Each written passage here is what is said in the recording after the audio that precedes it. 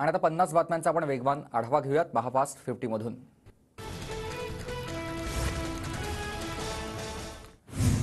भाजपचे राष्ट्रीय अध्यक्ष जे.पी. नड्डा आणि मुख्यमंत्री शिंदेंची तासभर बैठक। देवेंद्र फडणवीस, आशिष शेलार, दरेकरही उपस्थित। जागा वाटपाच्या फॉर्म्युलावर चर्चा झाल्याची सूत्रांची माहिती।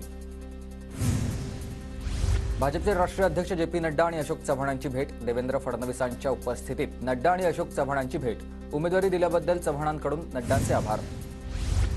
ठाकरे गट मुंबईतील लोकसभेच्या 4 जागा लढणार। दक्षिण मुंबई, दक्षिण मध्य मुंबई, उत्तर पश्चिम मुंबईसह ईशान्य मुंबईची जागा लढवणार, तर दक्षिण मुंबईतून अरविंद सावंत पुन्हा निवडणूक लढणार। महाविकास आघाडीचं विदर्भातील 10 जागांचं जागावाटप जवळजवळ निश्चित। काँग्रेस 6, ठाकरे गट 2 तर शरद पवार गट 1 जागा देण्याचा फॉर्म्युला। सूत्रांची माहिती। विदर्भात वंचितला 1 जागा देण्यावर सर्वांचं मत।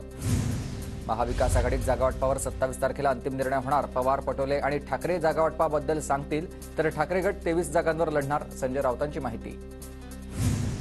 नागपुरातील रामटेकसाठी महाविकास आघाडीत रस्सीखेच। रामटेकवर आमचा दावा जास्त म्हणत पवार गटाचे आमदार प्रकाश गजभियेंकडून प्रचार सुरू। उद्धव ठाकरेंचा आजपासून 2 दिवस जनसंवाद दौरा। आज चिखली, मोताला, जामोदमध्ये तर उद्या शेगाव, खामगाव, मेहकरमध्ये ठाकरेंचा जनसंवाद। उद्धव ठाकरेंचा हिंगोलीतील दौरा तात्पुरता रद्द। उद्या आणि 24 फेब्रुवारीला उद्धव ठाकरे हिंगोली दौऱ्यावर होते। मराठा आंदोलनामुळे ठाकरेंचा दौरा रद्द। बापाच्या बापाचा बाप आला तरी मुंबईला महाराष्ट्रापासून तोडू शकणार नाही। महायुतीच्या बैठकीत फडणवीसांचा उद्धव ठाकरेंवर हल्लाबोल। फडणवीस मुंबईचा सौदा करत आहेत, फक्त महानंद डेअरीत जात नाही तर 50 एकरची जमीन घेण्याचा डाव। उद्या मुंबईही गुजरातमध्ये घेऊन जाणार। संजय राऊतांचा फडणवीसांवर निशाणा। राज ठाकरेंकडून पक्षात युतीची चाचपणी। लोकसभा मतदारसंघ निरीक्षकांच्या बैठकीत राज ठाकरेंनी पदाधिकाऱ्यांचा कल जाणून घेतलाय। एनडीएसोबत किंवा स्वबळावर निवडणुका लढवण्याची पदाधिकाऱ्यांचीच पसंती आहे। अजित पवारांचे धाकटे पुत्र जय पवार आजपासून बारामती दौऱ्यावर। बारामतीमधील कार्यकर्ते आणि नागरिकांशी संवाद साधणार। आगामी निवडणुकीच्या पार्श्वभूमीवर दौऱ्याचं आयोजन। मुंबई युवक काँग्रेसच्या अध्यक्षपदावरून झिसान सिद्दीकी यांची हकालपट्टी। बाबा सिद्दीकींच्या पक्षांतरानंतर काँग्रेसचा दणका। पत्रकार परिषद घेऊन आपली भूमिका स्पष्ट करणार असल्याची सिद्दीकींची माहिती। माझी हकालपट्टी होणार याची मला कल्पना होती, पण मला हटवायचं होतं तर माझ्याशी संपर्क साधायला हवा होता। काँग्रेस आमदार झिशान सिद्दीकींची प्रतिक्रिया। सिद्दीकी हकालपट्टीवर पत्रकार परिषदेतून भूमिका जाहीर करणार। जरांगेंकडून 24 फेब्रुवारीपासून महाराष्ट्रभर रास्तारोकोची घोषणा। सगळे सोयऱ्यांच्या कायद्यासाठी जरांगेंचं शिंदे सरकारसमोर नवं आव्हान। जरांगेंनी संयमाची भूमिका घ्यावी, सरकारची विनंती। जरांगे मराठा समाजाचा वाटोळा करणारा माणूस। जरांगेंनी तुकाराम महाराजांचा अपमान केलाय। जरांगेंच्या अनेक गुप्त बैठका। अजय महाराज बारसकरांचा गंभीर आरोप। अजय बारसकर यांची प्रहार जनशक्ती पक्षातून हकालपट्टी। बच्चू कडू यांचे आदेश। मनोज जरांगेंवर आरोप करणं बारसकरांना पडले महागात। मराठा आरक्षण टिकेल की नाही याबाबत शंका। आमदार मोहन हंबर्डे यांचं वक्तव्य। तर मराठा अधिवेशनात आमदारांना बोलू न दिल्याचंही खंत व्यक्त केली। महानंदाचे चेअरमन राजेश परांजणेंसह संचालक मंडळाचा राजीनामा। महानंद एनडीडीबीकडे जाण्याचा मार्ग मोकळा झालाय। सकाळीच महानंद डेअरीत जा आणि दूध विकत घ्या। महानंद आता गुजरातला विकलंय। महानंद गुजरातला जाणाऱ्या चर्चेवर जितेंद्र आव्हाडांचं ट्विट करत सरकारला टोला। मंत्र्यांच्या बंगल्यावर तब्बल 30 कोटींचा खर्च। 5 महिन्यात बंगल्याचं पुन्हा नूतनीकरण। मोदींच्या खिशाला 25 लाख किमतीचं पेन तर 90% भाजप नेत्यांकडे आलिशान गाड्या। जनतेच्या लुटलेल्या पैशांमधून मोदींचा श्रीमंतीचा थाट। संजय राऊतांची टीका। भाजप नेत्या पंकजा मुंडे आज बीड दौऱ्यावर पटोद्यामध्ये सप्ताहात सहभागी होणार आहेत, तर आष्टीमध्ये आमदार सुरेश धस यांच्यासोबत बूथ कार्यकर्ता बैठकीला हजेरी लावणार। पक्ष स्थापनेपासून राष्ट्रवादीला 2 अंकी आकडा गाठता आलेला नाही। काँग्रेसची न्याययात्रा पुढे सरकत तसे काँग्रेसचे मोठे नेते भाजपमध्ये सामील होतात। केंद्रीय मंत्री कपिल पाटील यांची शरद पवार आणि काँग्रेसला टोला। आमदार राजन साळवींच्या कुटुंबियांच्या अटकपूर्व जामीन अर्जावर आज सुनावणी। मुंबई उच्च न्यायालयात सुनावणी होणार। उत्पन्नापेक्षा जास्त संपत्ती जमवल्याचा रत्नागिरी पोलीस ठाण्यात गुन्हा दाखल। चिपळूणमधील भास्कर जाधव आणि निलेश राणे समर्थकांमधील राडा प्रकरणामध्ये आतापर्यंत ठाकरे गटाच्या 12 जणांना अटक। जामीन अर्जावर आज खेड सत्र न्यायालयात सुनावणी। रत्नागिरीतील दाऊच्या जागेवर भूपेंद्र कुमार भारद्वाज यांचं नाव। खेडमधील बुमके गावामधील दाऊची जमीन लिलावात विकत। भूपेंद्र कुमार भारद्वाज दाऊच्या जागेत होम हवन करणार।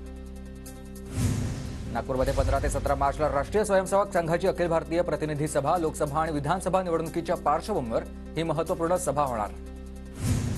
लोकसभा निवडणुकीच्या काळात बँक व्यवहारांवर प्रशासनाची नजर राहणार। व्यवहारांबाबत दक्षता घेण्याच्या नागपूर जिल्हाधिकारी डॉक्टर विपिन इनटकर यांच्या बँकाच्या सोबत सूचना आहेत या सगळ्या अधिकाऱ्यांना। राज्यातील निवासी डॉक्टर आजपासून संपावर। विद्यावेतनात वाढ आणि वसतिगृहाच्या दुरुस्तीच्या आश्वासनानंतरही अंमलबजावणी नाही। निवासी डॉक्टर आक्रमक। शिक्षकांकडून 12वीच्या पेपर तपासणीवर बहिष्कार। पेन्शन योजनेसह शिक्षकांच्या मागण्या मान्य करा, अन्यथा पेपर तपासणार नाही। शिक्षकांचा सरकारला इशारा।